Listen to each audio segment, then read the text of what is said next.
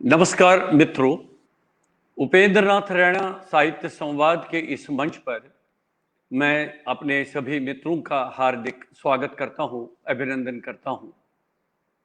आज हमारे लिए इसलिए ये पुण्य दिवस है, पवित्र दिवस है कि आज हमारे पिताश्री कश्मीर के जाने माने कवि, साहित्यकार, चिंतक, अनुवादक और प्रसारण कर्मी पंडित मोहन निराश जी की 88वीं जयंती है। और आज के इस विशेष कार्यक्रम में हमने यह योजना बनाई है कि आज हम उनको श्रद्धांजलि के रूप में उनकी जो कुछ अप्रकाशित कविताएं हैं, जो उनकी डायरी में अभी तक बंद रही, उन कविताओं को हम यहाँ पर इस मंच पर आज प्रस्तुत करेंगे। और सबसे बड़ी बात यह है कि ये एक महासमुद्र है, बहुत बड़ा पारावार है। इसमें मैंने सोचा मैं अकेले इसको पार नहीं कर पाऊंगा, इसलिए मैंने आज इस कार्यक्रम में हिंदी जगत के प्रसिद्ध कवि, विचारक श्री सतीश धर जी को यहाँ पर सादर आमंत्रित करने का ये मैंने विचार किया। और बहुत ही शॉर्ट नोटिस पर मैंने उनसे निवेदन किया कि आप मेरे साथ इस कार्यक्रम में आप जुड़िए, क्योंकि आप पिताश्री पंडित मोहन निराश जी के बहुत ही करीब रहे हैं, सानिध्य में रहे हैं, और आपने उनकी कविताएं सुनी हैं, उन पर विचार किया है, उनके साथ व्यक्तिगत रूप में उनको आपने बहुत डिस्कस किया है, उनकी कविताओं को। इसलिए मैं सादर के साथ, बिल्कुल सम्मान के साथ इस मंच पर सादर आमंत्रित करता हूं हिंदी के जाने माने कवि श्री सतीश धर को। नमस्कार महाराज। ये मेरे लिए बहुत ही सौभाग्य का विषय है कि आपने बहुत ही शॉर्ट नोटिस पर धर साहब मेरा निवेदन स्वीकार किया और आप मेरे साथ जुड़ रहे हैं। और मेरे मित्रों को मालूम है, अभी तो तुरंत जुड़ गए हैं, आशुतोष रैना, मणिकांत कुमार, ब्रजेश सिन्हा जी, रमेश चंद्र शुक्ल जी, विजय संदेश जी हमारे इस कार्यक्रम के साथ।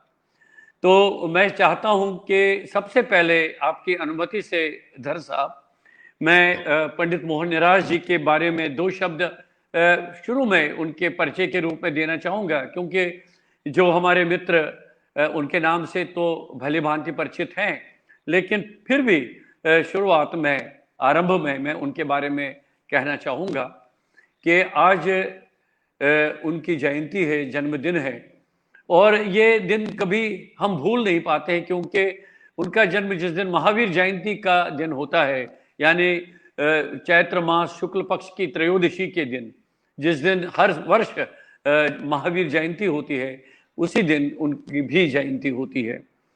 तो मैं अपने मित्रों को बताना चाहूँगा कि कश्मीर से निर्वासित कवि पंडित मोहन निराश, 1934 मार्च में उनका जन्म हुआ है, और अपने कार्यकाल के दौरान वे आकाशवाणी में कई पदों पर कार्य कर चुके हैं। उन्होंने कार्यक्रम अधिशासी के रूप में रेडियो कश्मीर श्रीनगर में, आकाशवाणी शिमला में, आकाशवाणी दिल्ली में, आकाशवाणी दिल्ली के विदेश प्रसारण सेवा में कई अलग अलग पदों पर कार्य किया है, और विशेषकर वे कार्यक्रमों के साथ ही जुड़े रहे। और इसके अतिरिक्त, जैसे सभी मित्र हमारे जानते हैं कि वे कश्मीरी भाषा और हिंदी भाषा के बहुत ही सुपरिचित कवि थे। उन्होंने कश्मीरी में लिखा है, हिंदी में लिखा है, और इसके अतिरिक्त आकाशवाणी में रहते हुए उन्होंने कई बहुत सारे महत्वपूर्ण अनुवाद के कार्य भी किए हैं, जिनमें बहुत ही जो उल्लेखनीय है वो है कि आकाशवाणी से अखिल भारतीय स्तर पर जो नाटकों का अखिल भारतीय कार्यक्रम होता है, लगभग 300 नाटकों का उन्होंने हिंदी से कश्मीरी में अनुवाद किया है। इसके अतिरिक्त जो सर्वभाषा कवि सम्मेलन में कविताएं कश्मीरी भाषा की शामिल की जाती थी, उनको चयन के स्तर पर उन्होंने उनका हिंदी में अनुवाद किया है। और जब उनका अंतिम रूप मंच पर आता था और कई कश्मीरी सहित अन्य भाषाओं में भी उन्होंने हिंदी अनुवाद मंच पर भी प्रस्तुत किया है। इसके अतिरिक्त हमारे मित्र जानते हैं कि पंडित मोहन निराश जी ने राजतरंगिणी का कश्मीरी में अनुवाद किया है और जो कई वर्षों तक आकाशवाणी श्रीनगर से धारावाहिक रूप में प्रसारित होता रहा है। और इसके अतिरिक्त जो गांधी जी की आत्मकथा है माय एक्सपेरिमेंट्स विद ट्रुथ, उसका भी उन्होंने कश्मीरी में अनुवाद करके आकाशवाणी रेडियो कश्मीर यानी श्रीनगर से, आकाशवाणी श्रीनगर से कई वर्षों तक वो धारावाहिक रूप से प्रसारित होता रहा है। अब एक कवि के रूप में मोहन निराश का जो पहला संग्रह आया था कृष्ण मेरा पर्याय 1972 में, उसको भी पुरस्कार से सम्मानित किया गया। उसके बाद उनका था कविता खाना बदोश, ये 1985 में प्रकाशित हुआ। उसके बाद दस्तखत सिलवटों के बीच उनका काव्य संग्रह आया। उसके बाद शून्यकाल काव्य संग्रह उनका प्रकाशित हुआ। उसके बाद 2001 में उनका इबारत से अलग आया और इस तरह से उनका जो लेखन कार्य रहा वो लगातार चलता रहा। लेकिन सन 2000 में नवंबर का महीना था, अक्टूबर का महीना था, वे हमसे दूर चले गए, इस संसार को छोड़ गए और अपने पीछे कविताओं की एक बहुत बड़ी विरासत छोड़ के गए। आज मैंने सतीश जी को यहाँ पर इस कार्यक्रम में विशेष अतिथि के रूप में आमंत्रित किया है क्योंकि धर साहब का और पिताजी का बहुत सानिध्य रहा है जब वे आकाशवाणी शिमला में। तो मैं आपका हृदय से आभार व्यक्त करता हूं धर साहब। आप कुछ पुरानी यादें ताज़ा करिए ना पंडित जी के बारे में। डॉक्टर उपेंद्र रैना, पहले तो आपका बहुत बहुत आभार। आपने मुझे ऐसा अवसर प्रदान किया जिसकी मैं वर्षों से प्रतीक्षा कर रहा था कि अपने उद्गार मोहन निराश जी के लिए किस तरह से प्रकट करूं, मैं उनके साथ किस तरह से रहा, कैसे रहा, और मैं आपका दिल से आभारी हूं। आपने आज अवसर दिया। सुबह जब आपने उनकी अप्रकाशित रचना पोस्ट की थी तो उस वक्त मुझे ये लगा कि मोहन निराश जी मेरे पास बैठे हैं, हम रात के 12-1 के करीब बजे हैं और वो मुझे कश्मीरी में कह रहे हैं तलसा चाया चाह। तो मैं कह रहा हूँ जी मैं चाय इस वक्त कहाँ से पिलाऊंगा। तो बोले तभी तो कविता तो तभी करेंगे ना। तो वो वक्त अचानक याद आया, मुझे लगा कि इतनी विशिष्ट शैली जिस व्यक्ति के पास था, मैं उनके साथ रहा हूँ। मुझसे बड़े थे, मेरे पास थोड़ा सा आक्रोश था, जो युवा आक्रोश होता है, उनके पास नहीं था। वो हर वक्त गंभीर रहते थे और मुस्कुराते रहते थे।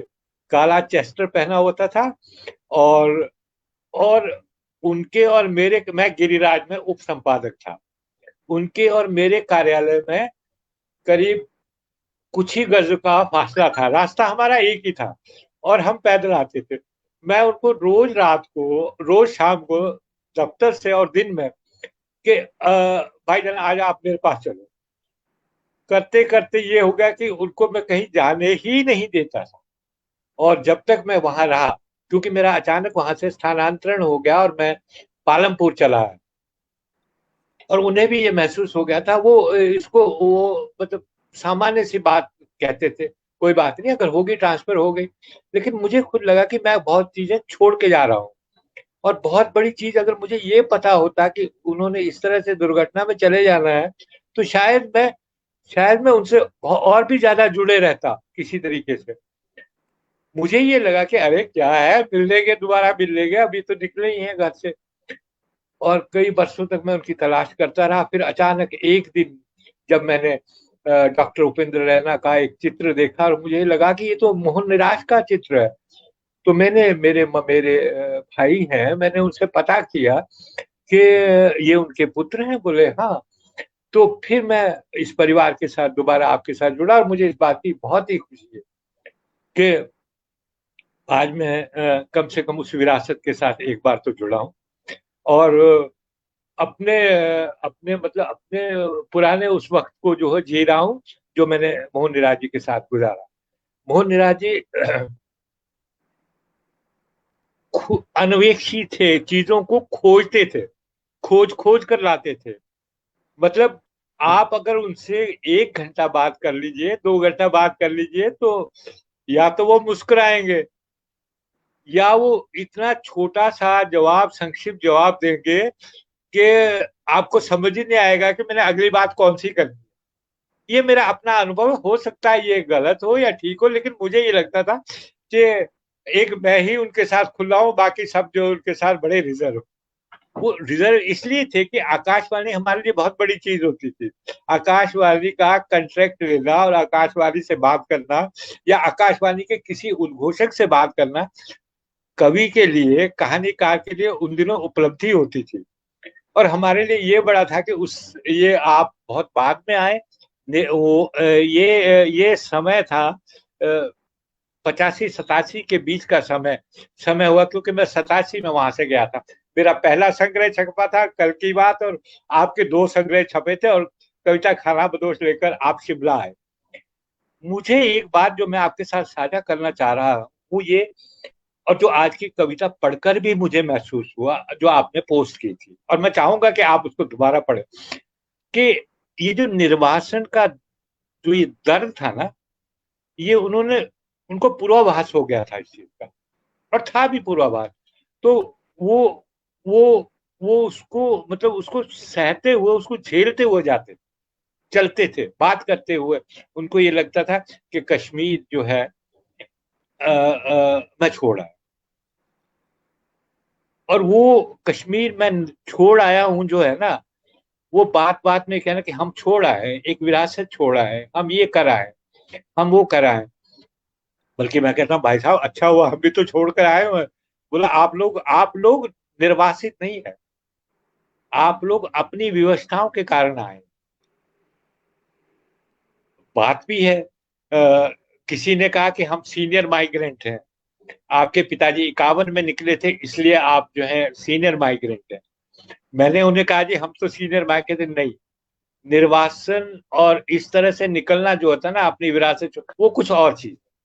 ये मेरा उनके बारे में जो उनकी पर्सनैलिटी, उनका जो ऑरा है, उनका जो व्यक्तित्व है, जो अभी भी मेरे जहन में है, उनके बारे में ये राय।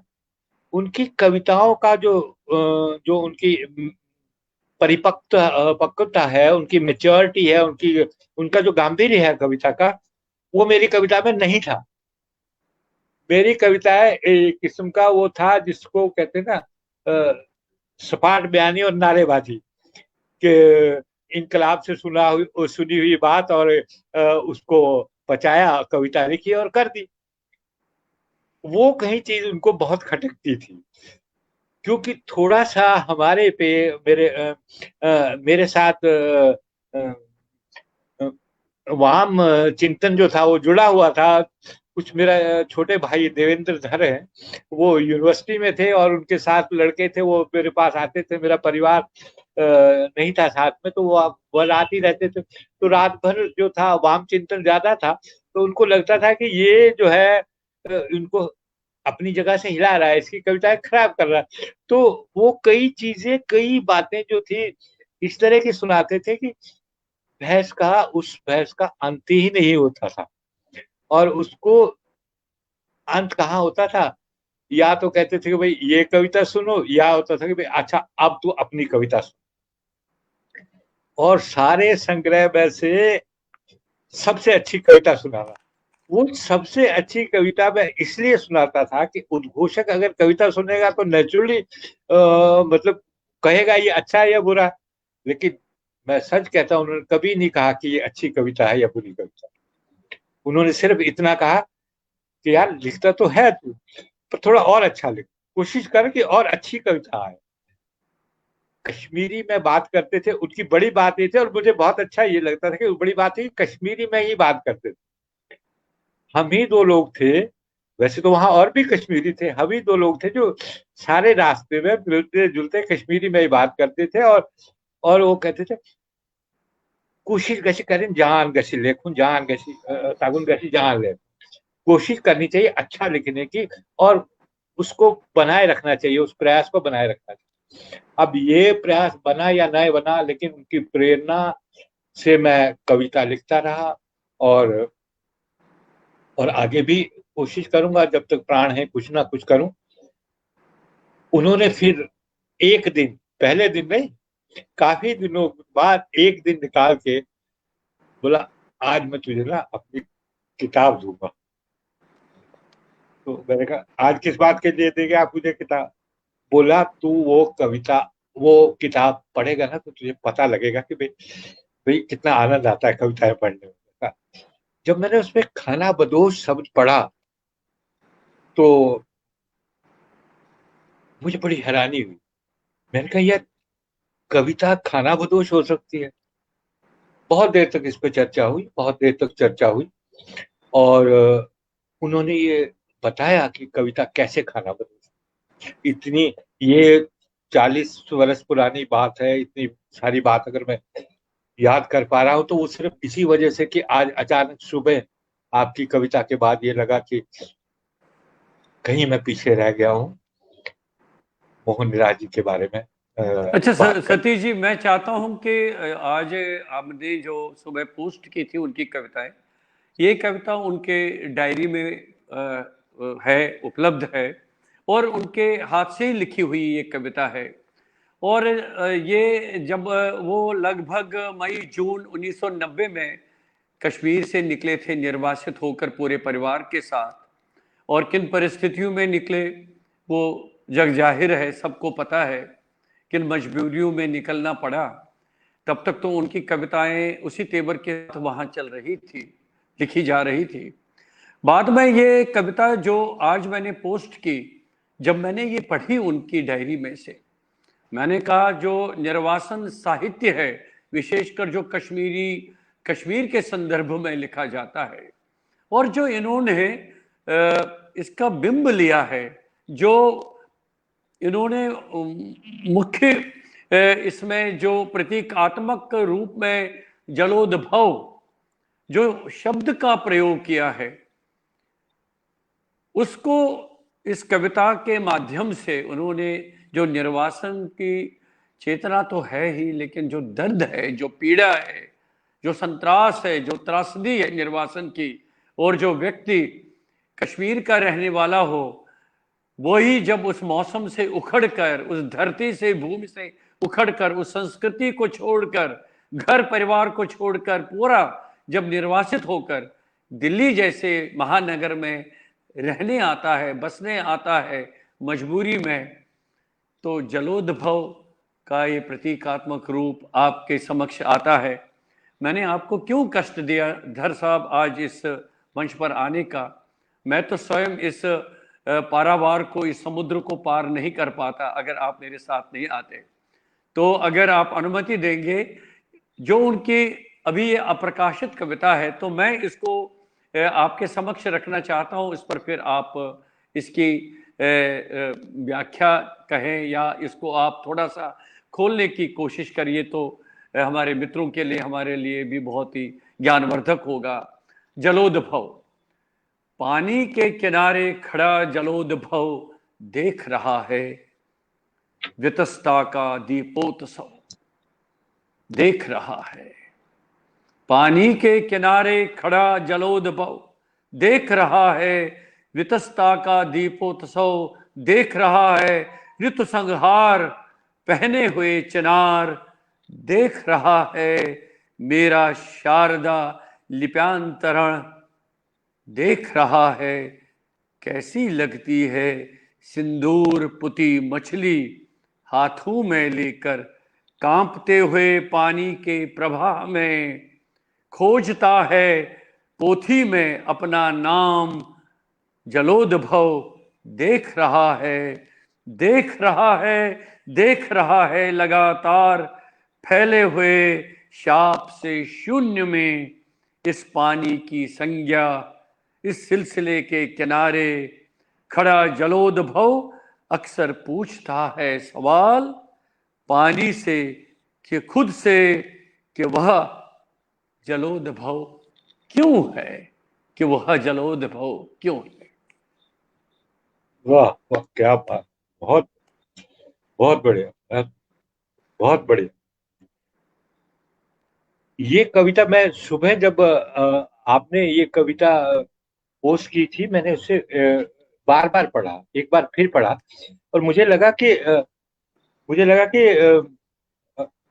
उनकी एक विशिष्ट शैली में ये कविता जो है वो उसको जो है वो ये खराद पे चढ़ी है।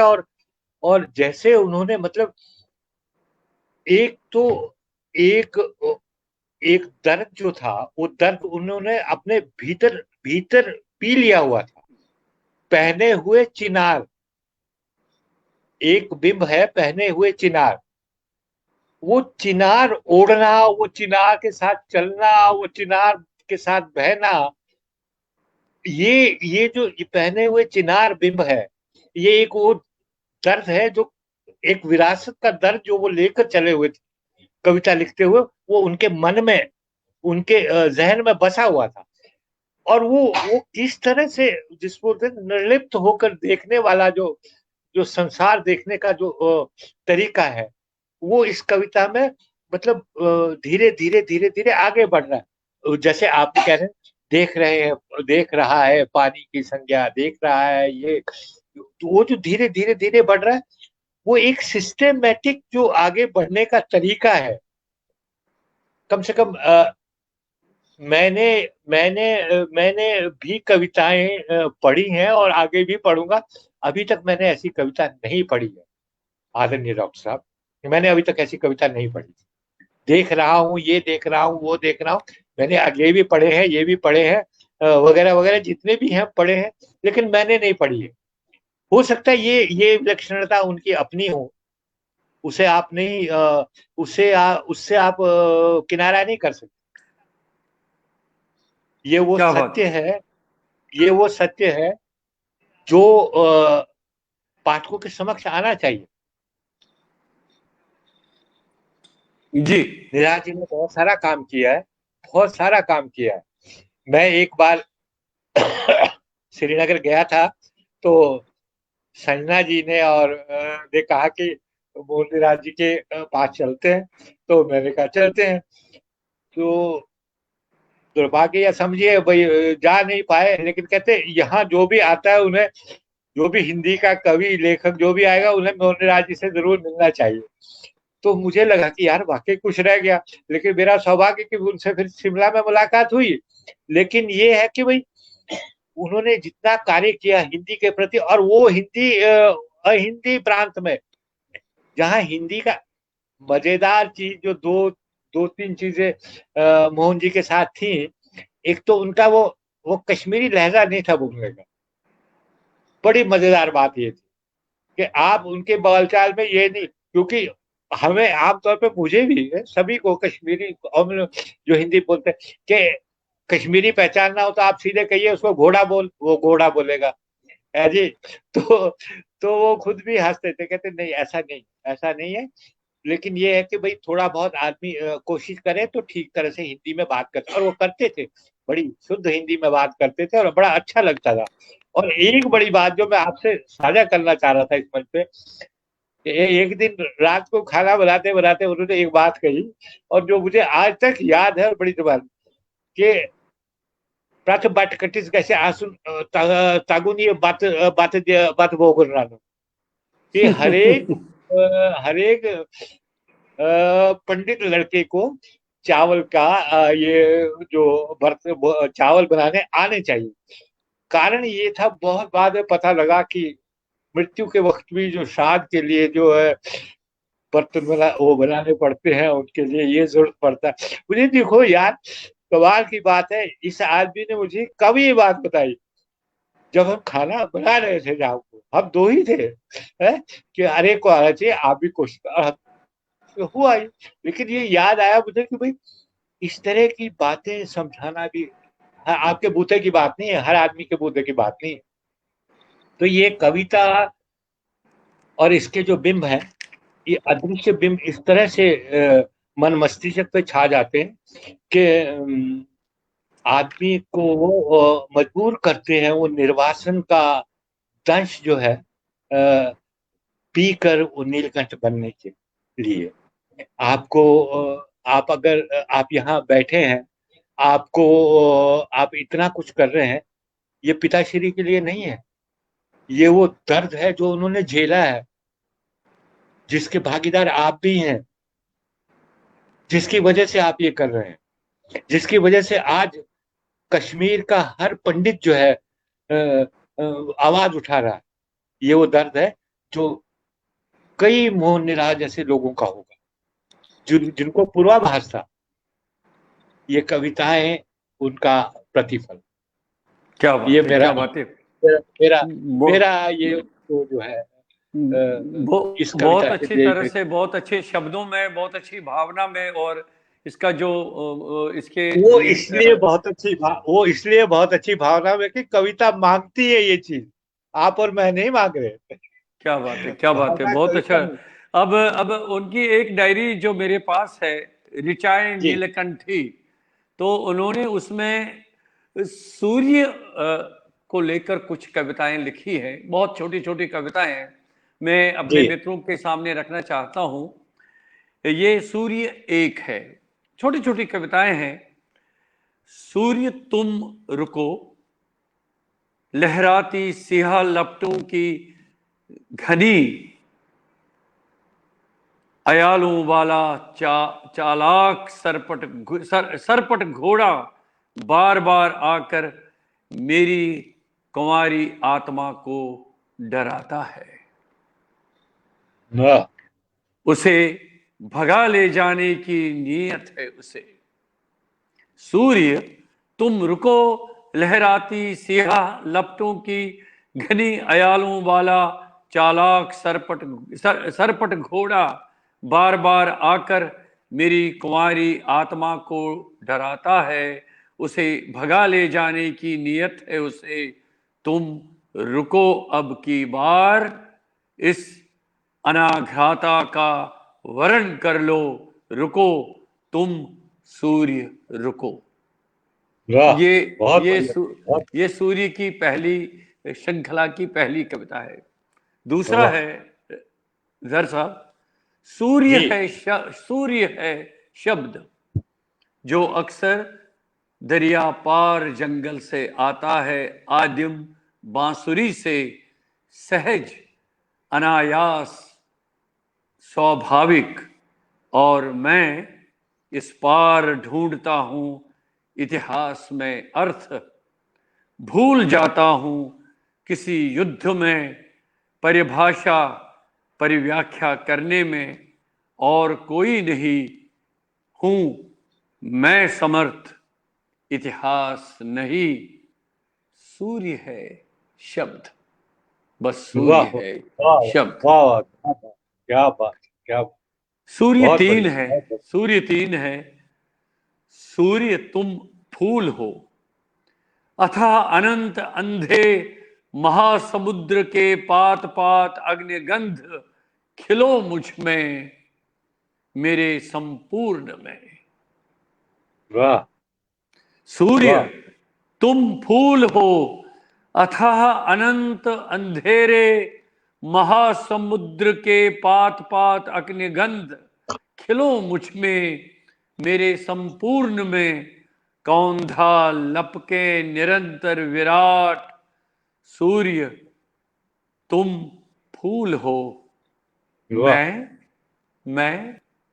वाह, ये सूर्य की है तो कई, मैं एक और पढ़ना चाहूंगा इसमें।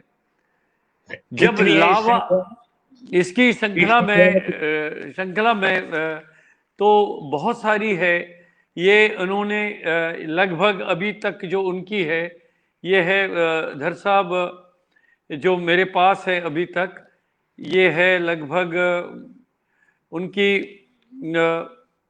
लगभग 20 कविताएं, 20 से ज्यादा है, 20 से ये ज्यादा है। उन्होंने दिनांक भी लिखी है इस पे, डायरी पे? कब लिखी है ये बिल्कुल कविताएं? बिल्कुल बिल्कुल बिल्कुल लिखा है सर, ये बिल्कुल लिखा है। सूर्य वाली कब लिखी है? ये सूर्य वाली ये 1987 की है, 1987 की कविताएं हैं। 87 की, अच्छा, ठीक जी। तो मैं एक और कविता आपके सामने, जब मेरी यह हथेली की कुठाली इतनी तय हो जाए कि इसमें एक कालखंड पिघले, परत दर परत हो जाए मात्र एक स्थिति ज्वलंत, तो होते हो तुम सूर्य। वाह, वाह, बहुत बढ़िया, बहुत जब बढ़िया। मेरी यह हथेली की कुठाली इतनी तय हो जाए कि इसमें एक कालखंड पिघले, परत दर परत हो जाए मात्र एक स्थिति ज्वलंत, तो होते हो तुम सूर्य। वाह, वाह। एक और छोटी सुनिए। जब लावा लावा लथपथ हो जाता है सड़ा हुआ सूरज, और उसके जिस्म से गंधाती है विपरीत गायत्री, एक नदी मौत की बहने लगती है, जीवन के जंगल के बीच से शेष रहता है सन्नाटा, और एक मैं, सूरज, मौत और सन्नाटे के त्रिकोण का चौथा कोण। वाह, बहुत बढ़िया, बहुत बढ़िया, बहुत बढ़िया। ये उनकी डायरी में ऋचाएं नीलकंठी से कुछ सूर्य पर वाह, कविताएं थी डॉक्टर साहब। वाह, वाह। इन पर मैं कुछ, डॉक्टर, हम जी जी। लोग, चौड़ा मैदान जगह है, वहां से आकाशवाणी का ऑफिस वहां था। हम लोग वहां से अ, संजौली तक पैदल जाते थे, और रास्ते में माल रोड से होते हुए जाते थे। और एक जगह देवदारों के रास्ता, बीच में देवदार के पेड़ भी थे, और एक जगह रास्ते से जाते जाते हुए उन्होंने एक दिन कहा, सतीश जी, उसी रास्ते में शमशान भी था। संजौली में शिमला का मशहूर शमशान, उसी रास्ते में शमशान। तो जाते हुए वो एक बार कहते कि वो लोग बहुत खुश नसीब होते हैं जिनके शहर के बीच से दरिया गुजरता। अरे वाह, क्या बात है। वो बात मुझे आज तक नहीं भूली, और मैं कोशिश करता हूँ कि इन पंक्तियों के साथ कुछ कविता लिखूं, लेकिन मैं लिख नहीं पाता, क्योंकि वो सोच उनकी थी और उनके दिमाग में ये बात हो रही थी कि वो लोग बहुत खुश नसीब होते हैं जिनके शहर से दरिया गुजर, नदी गुजरती। और वाकई मुझे लगता था, जब मैं श्रीनगर को इमेजिन करता हूँ, अपने मातामाल को इमेजिन करता हूँ, अपने वो घर को इमेजिन करता हूँ, क्योंकि मेरा देखा हुआ है, तो मुझे लगता है वाकई वो लोग कितने खुश नसीब होते होंगे। लेकिन ये पता होता कि इस तरह की नजर उसको लग जाएगी, तो शायद ये बात सोचता तो। बहरहाल, इन कविताओं में एक और जो पहली कविता थी सूर्य वाली, जो पहली वाली, कुंवारी आत्मा एक शब्द उन्होंने क्या व्यक्त बात है। किया। और वो जो कुंवारी आत्मा है, सोल, विर्जिन सोल, अब वो देखिए, मतलब पवित्र आत्मा भी शब्द हो सकता था। क्यों कुंवारी आत्मा? उनको शब्द बिठाना, इसको शब्द शिल्पी कहते हैं, शब्द बिठाना आता था। आप, मैं अगर होता, मैं कहता ठीक है यार, पवित्र आत्मा लिख दो, कुंवारी से शायद कुछ और बंदे मतलब निकले। लेकिन वो जानते थे कि इसके साथ यही शब्द अच्छा लगता, और ये इसके कविता की जान बनाए शब्द। आपको भी लगता होगा, मुझे तो लगा ही है। बिल्कुल बिल्कुल सही कह रहे हैं चलिए, आप, बिल्कुल। एक कविता और हो जाए इसी में से, इसी से अप्रकाशित डायरी में से एक कविता और। नहीं, अभी तो उनकी कई कविताएं हैं, मैं चाहता हूं जब एक, ये, या जी आज जी के कार्यक्रम में एक मेरा निवेदन, एक जी कविता। जी सर, अभी तो कविताएं बहुत हैं। अभी जब ये अच्छा। 1985 में शिमला में थे, तो जी। उन्होंने हालांकि ये जो कविता है, ये उन्होंने रेणुलता कौल जी ने इसको स्वरबद्ध भी किया है, इसको गाया भी हाँ है। तो हाँ मैं यहाँ पर प्रस्तुत करना चाहूंगा, क्योंकि ये भी अभी अप्रकाशित है, ये प्रकाशित नहीं हुई है। हाँ। और ये लिखा है शिमला में, चूंकि आपकी मुलाकात उनसे शिमला में ही हुई है। जी जी और जी। और अब ये मेरे मित्र अब जुड़े हैं, मैं उनसे निवेदन करूंगा, इस कविता को सुने आप। लोगों के जंगल में लोगों, छूट गया जीवन, किससे बात करें। वाह वाह, क्या बात, क्या लोगों बात। के जंगल में लोगों, छूट गया जीवन, किससे बात करें। बेमानी रस्तों में बस्ती टूट गई, सूरज की स्याही सेंध लगाकर लूट गई। सड़कों ने वाह लील लिया आंगन, किससे बात करें। वाह चेहरे पर चेहरे हैं, चेहरों पर चेहरे, अपना किसका है कौन, कि तय यह कौन करे। नामों के सैलाब में है डूब गया मोहन, किससे बात वाह, करें। क्या बात, क्या बात, क्या बात, क्या बात। दीवारों की चौहद्दी में जंग अभी जारी है, अंत भला कब इसका होगा, प्रश्न खड़ा पड़ा भारी है। केवल एक गवाह है बाकी, गूंगा बहरा दर्पण, किससे वाह बात करें। अखबारों में सुर्खी आई, हमें मिली आजादी। ये कृपा करके आप सुनिएगा। जी। अखबारों में सुर्खी आई, हमें मिली आजादी। घर बाहर मौसम तेजाबी, यह भी हुई मुनादी। दिल्ली वाह कितनी दूर अभी है, पूछे दिल्ली वासन, किससे बात करें।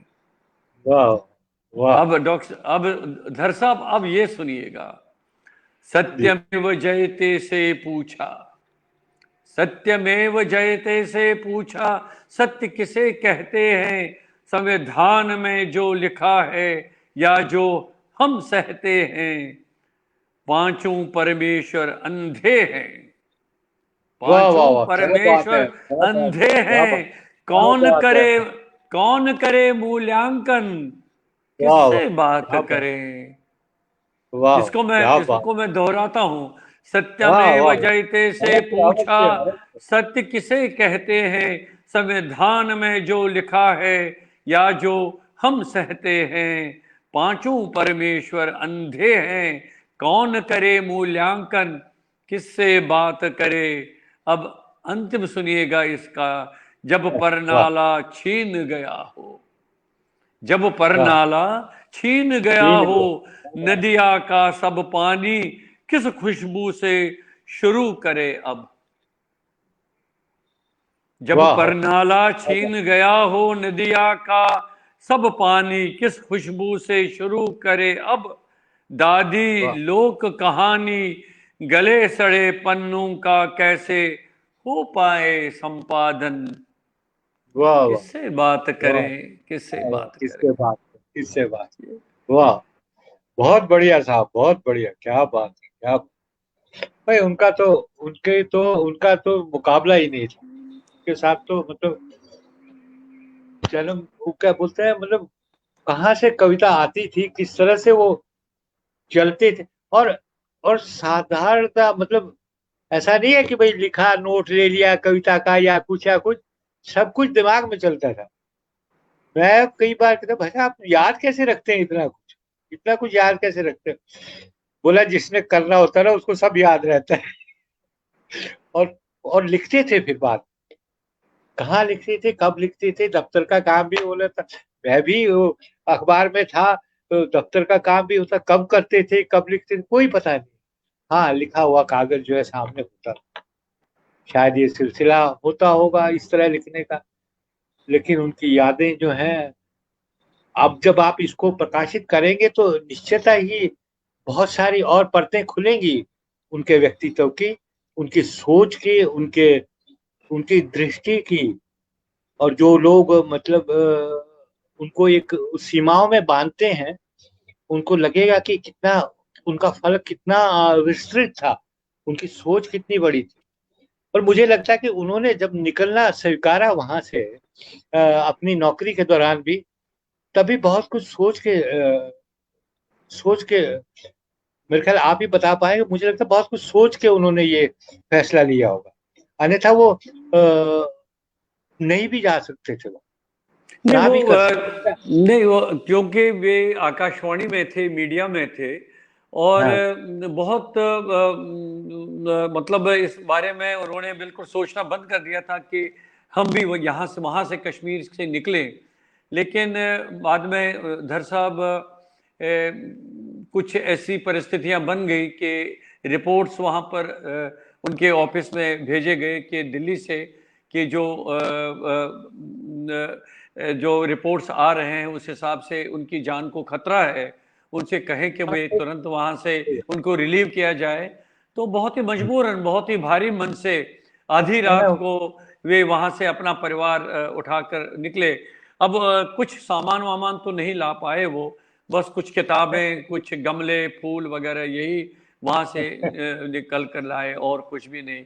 जबकि मैंने उनसे कहा आप इतनी दूर से आए, इतनी मजबूरी में आए, तो और थोड़ा बहुत कुछ सामान लाते। उन्होंने कहा मेरा सामान तो मेरी किताबें हैं।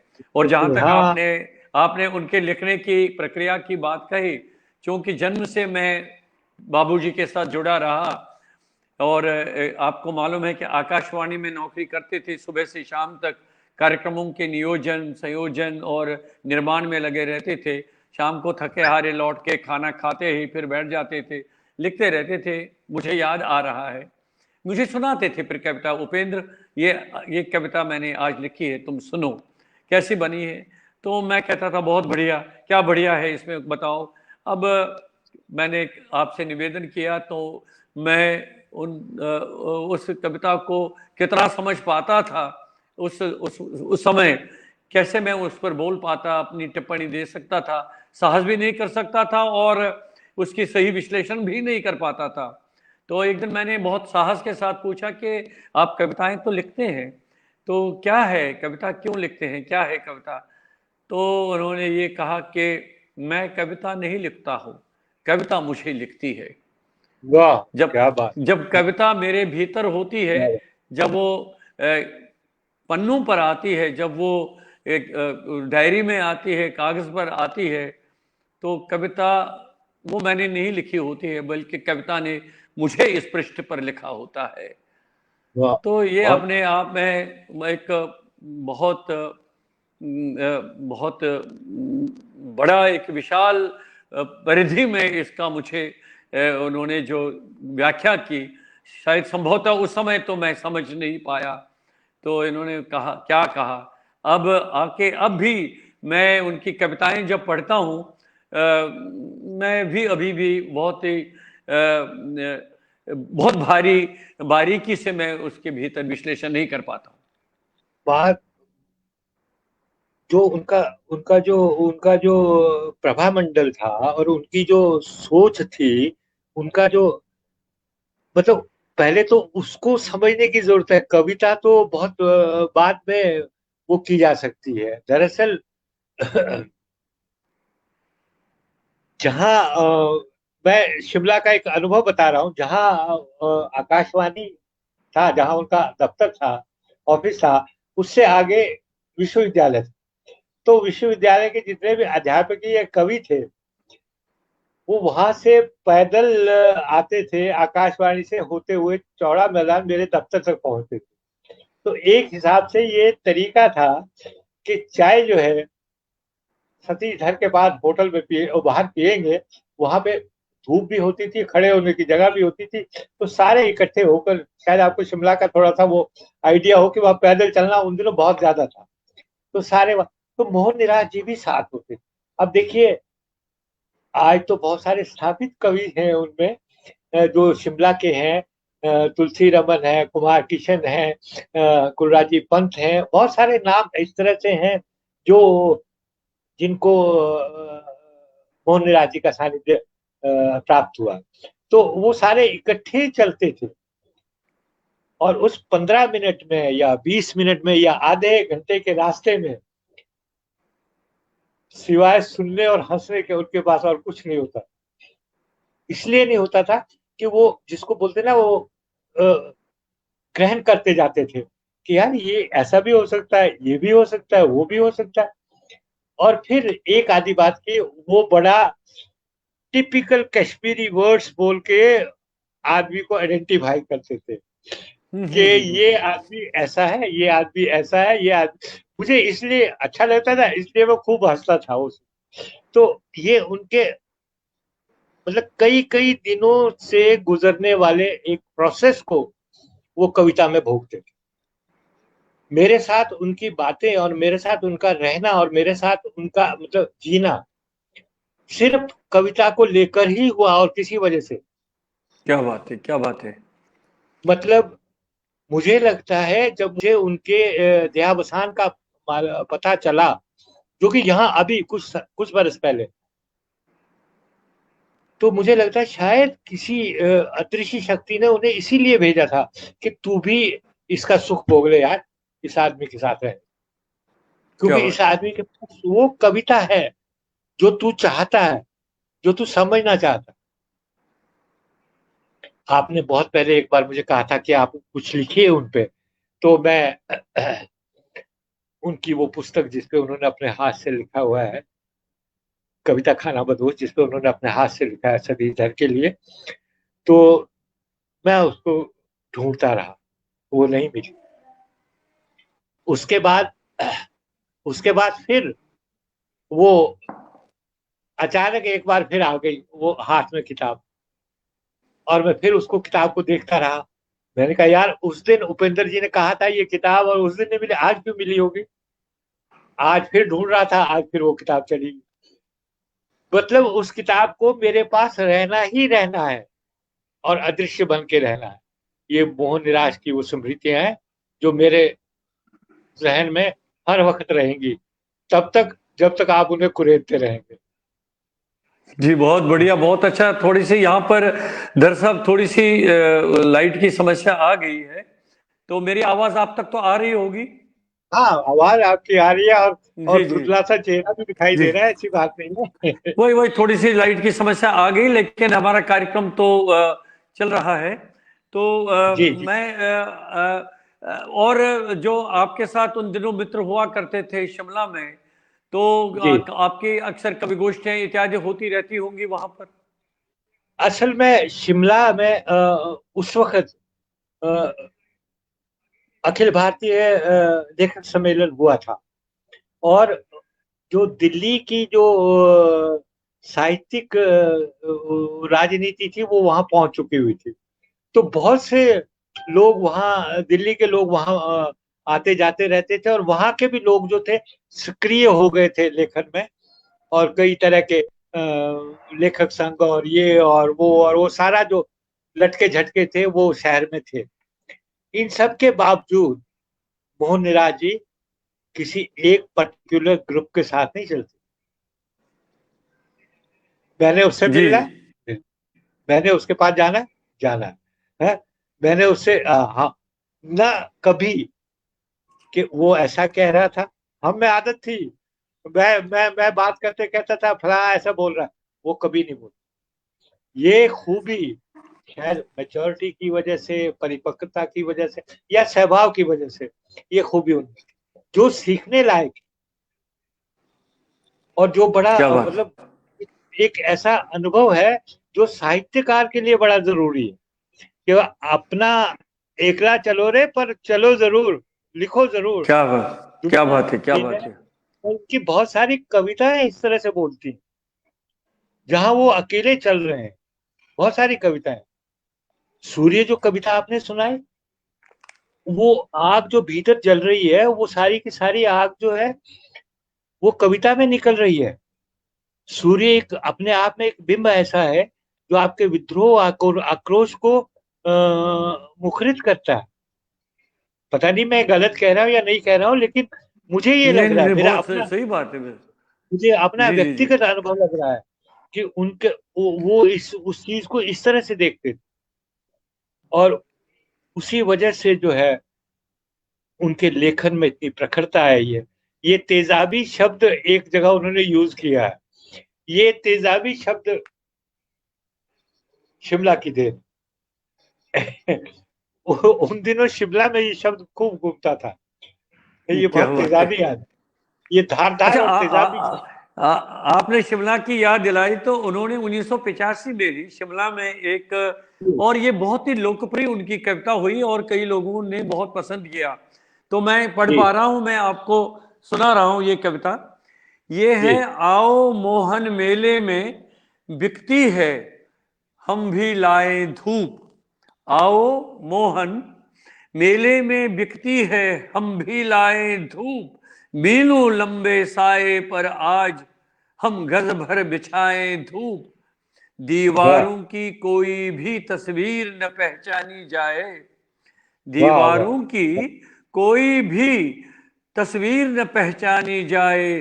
खामोशी की साजिश को हम तोड़े यूं लटकाए धूप।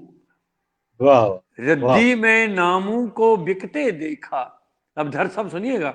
रद्दी वाह में वाह नामों को बिकते देखा और निराश हुए नहीं मिले जीवित गर कोई मुर्दे को पहनाए धूप। आब हवा नीलाम हो गई मौसम सभी अनर्थ हुए। ऐसे वाह में रेखाओं से ही यहां वहां बनवाए धूप।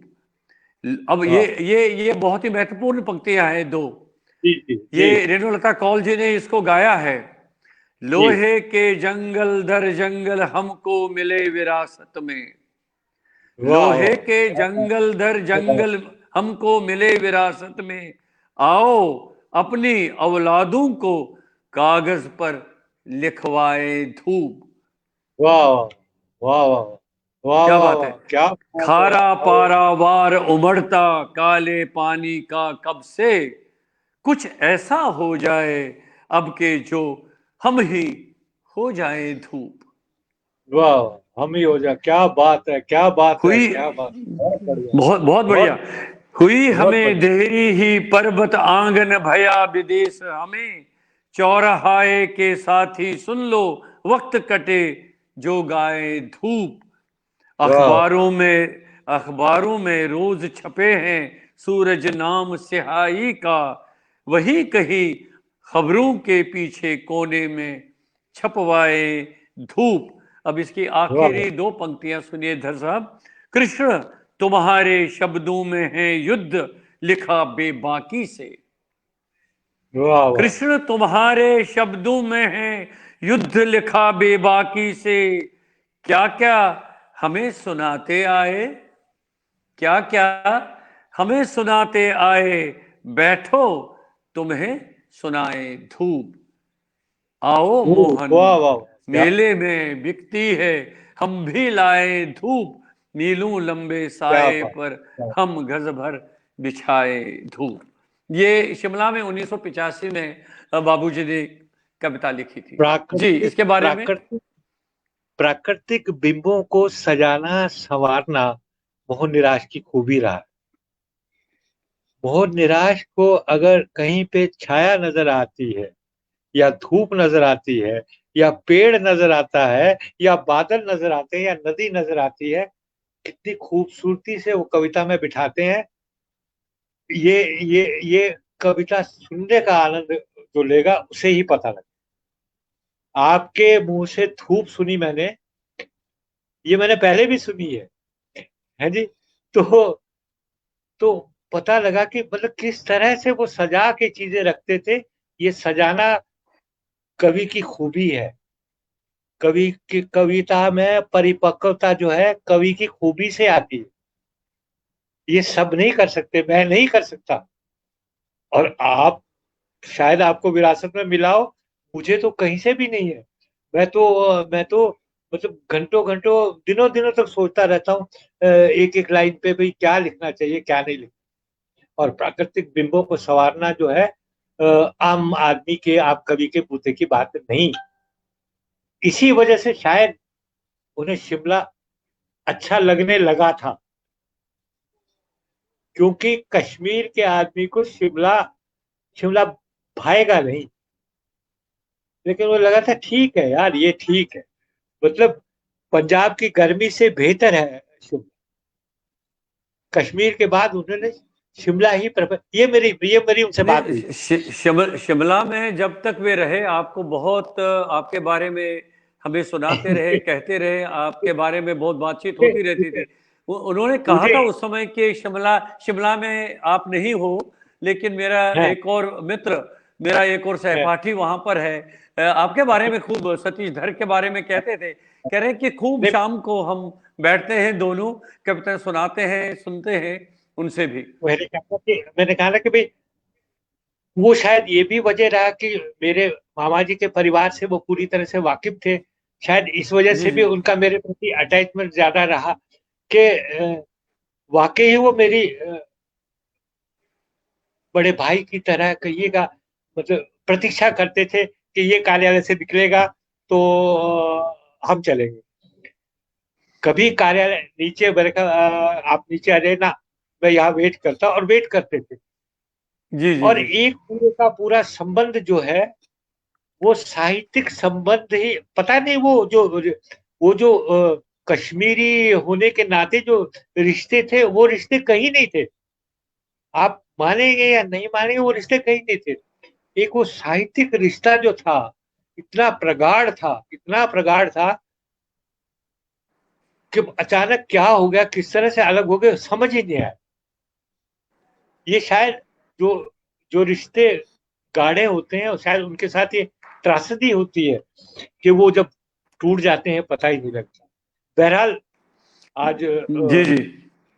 बहुत ज्यादा आनंद आपके साथ आया, और उनकी तो कविताओं को सुनकर जो है।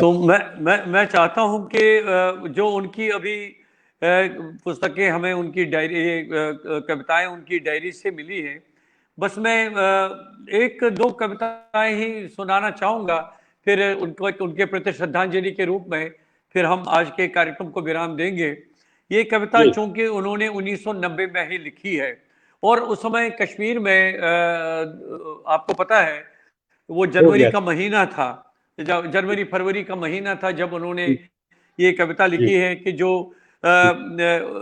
इस पर तिथि पड़ी हुई है। तो उन्होंने ये कविता लिखी है 1 फरवरी 1990 में।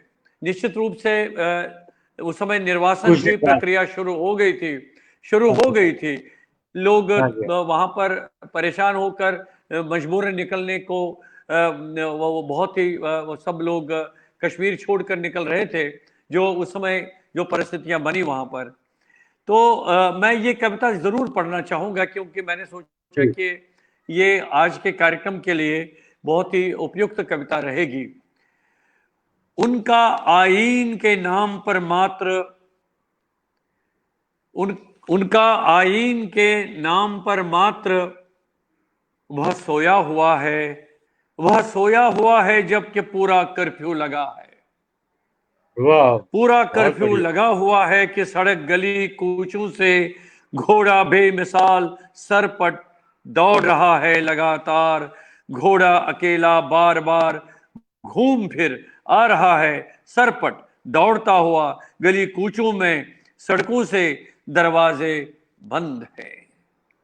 वाह, बारी वाह, बारी किवाड़ी खुली बेतरतीब, अध खुले किवाड़ों की ओट से सुरमई आंखों की रतनारी नजरें देख रही है दौड़ता हुआ घोड़ा दास्तान में। बच्चे वाह, एक दूसरे के कंधे चढ़कर चिटकनी खोलने की कोशिश में अपना विरोध तहरीर कर रहे हैं। वाह, रोशनदान से झांकता है दस्तावेज, वाह, क्या बात। रोशनदान से झांकता है दस्तावेज। घोड़ा चौराहे पर कौमी निशान हो गया है। वाह, वाह, वाह, वाह, घोड़ा क्या बात। चौराहे पर कौमी निशान हो गया है। जबकि कर्फ्यू पूरा उठा दिया गया है और उनके आईन में वह सोया हुआ है। वाह, क्या वह बात, सोया क्या हुआ बात। है जबकि पूरा कर्फ्यू लगा हुआ है, पूरा कर्फ्यू लगा हुआ है। ये कविता धर साहब उन दिनों लिखी गई है जब इस हाँ जी, समय कश्मीर में जो परिस्थितियां बनी हुई थी जी। और निर्वासन की प्रक्रिया चल रही थी, लोग वहां से निर्वासित होकर कश्मीर छोड़कर निकल रहे थे। डॉक्टर, एक एक बात बताएं, पिता के लिए आपने भी कोई कविता लिखी होगी? लिखी है, लेकिन मेरे समय इस समय तो मेरे पास यहाँ नहीं है। डॉक्टर साहब, मेरे साथ एक थोड़ी सी समस्या है। मैं कविताएं अपनी याद नहीं रखता हूँ, नहीं उसको वो मैंने लिखी है, तलाश में हूँ अभी इस समय। कभी भी मुझे थोड़ा कभी सा भी मेरे कभी भी जी जी किसी कार्यक्रम में जब भी आप पिताश्री को याद करें, वो कविता अवश्य सुनाएं, मैं सुनना चाहूंगा। क्योंकि जो परंपरा आप जी रहे हैं, जिसका आप निर्वाह कर रहे हैं, वो सारी परंपरा वही है, चेहरे से लेकर मोहरे तक, और बातचीत में और सोच में, जो पंडित मोहन निराज जी की थी। मैं चाहता हूँ आपके उद्गार, आपकी कविता भी कभी जो है पिताश्री के लिए सुनना चाहूंगा, जब भी आपको जरूर जरूर, फुर्सत हो। मैं आगे आगे आगे मैंने आपकी बात धर साहब नोट कर ली है, तो उन पर तो देखिए मैं यह समझता हूं कि जो कुछ भी थोड़ा बहुत मैंने लिखा है, तो मैं तो जो पिताश्री की रचनाएं हैं, उनका जो लेखन है, लेखन कार्य है, उसका तो मैं एक धूल के कण के बराबर भी नहीं हूं। तो लेकिन थोड़ा बहुत साहस किया है मैंने। उन पर भी कुछ कविताएं हैं, मैं अवश्य अगले कार्यक्रम में समक्ष रखूंगा। हाँ, उसको जरूर जी, आनंद आएगा। मैं मैं जरूर जरूर। तो चलिए, आज का कार्यक्रम हम यहाँ पर संपन्न करते हैं। और आज बाबूजी पंडित मोहन निराज जी की जयंती है। इस अवसर पर मैं तो यही मैं हमने तो यही प्रार्थना करूंगा कि रचनाएं, मुनिराज जी उतनी शक्ति हमें प्रदान करें कि हम उनकी अप्रकाशित रचनाएं परंपरा। हैं, कुछ ऐसी रचनाएं हैं जो अभी उनकी डायरी में ही रही है। जी जी जी जी, जी मैं कह रहा था कि जी। तो जी हाँ हाँ, आप बोलिए। जी, क्या नहीं सर, आप मैं तो कुछ ये कहना कह रहा चाह रहे था हैं? मैं ये कहना चाह रहा था कि उनकी परंपराओं को हम जीवित रख सकें, इतनी शक्ति वो हमें प्रदान करें, जहां भी हैं वो। और मेरी कम से कम उनके प्रति, उनकी स्मृतियों के प्रति मेरा नमन स्वीकार है, वो जहां भी हो। और आपको इतनी इतनी शक्ति प्रदान करें कि आप कम से कम उनकी प्रतिमूर्ति बनकर जो है, उनकी कविताओं को लेकर, उनके कहानी, उनके समस्त साहित्य को लेकर जो है पाठकों तक पहुंचे, हम तक पहुंचे। मेरा पुनः एक बार आभार आपका इस महत्वपूर्ण कार्यक्रम में। धन्यवाद, बहुत बहुत बहुत बहुत बहुत धन्यवाद। धन्यवाद। मैं आपका हृदय से आभार व्यक्त करता हूं। आप आज के इस कार्यक्रम में सम्मिलित हुए, बहुत आनंद और आया, आपके बहुत बहुत आपके आनंद आपके आया। महत्वपूर्ण योगदान के लिए बहुत बहुत धन्यवाद आपका। नमस्कार करता हूं धन्यवाद, उधर साहब, नमस्कार। नमस्कार धन्यवाद। मित्रों, आज का विशेष कार्यक्रम हमने पंडित मोहन निराश जी की जयंती पर यहाँ पर प्रस्तुत किया है, जिसमें हमने उनकी कुछ ऐसी रचनाओं का पाठ किया जो अभी उनकी डायरी में उपलब्ध हैं। और साथ में हमारे साथ जुड़े हिंदी जगत के सुप्रसिद्ध प्रतिष्ठित कवि श्री सतीश धर, चूंकि उनका सानिध्य बाबूजी के साथ बहुत रहा है, जिन दिनों में शिमला में थे और बहुत करीबी से उन्होंने उनकी कविताओं को उनको जाना है, तो मैं उनको धन्यवाद करता हूं कि वे यहाँ पर जुड़े। और विशेषकर जो हमारे साथ बहुत सारे मित्र जुड़े, जिनमें डॉक्टर सुधाकर अदीब जी भी जुड़े हैं, और अरुण कुमार पासवान जी भी, रेणुलता कौल जी हमारे साथ जुड़ी हैं, और अशोक सराब जी हमारे साथ जुड़ गए थे, प्रेमवदा पांडे जी, बहुत सारे मित्र हमारे साथ जुड़ गए थे। उनका भी मैं हृदय से आभार व्यक्त करता हूं। अब मुझे आज का कार्यक्रम अब यहीं पर संपन्न करने की अनुमति दीजिए। मैं आपसे अनुमति लेता हूँ। नमस्कार।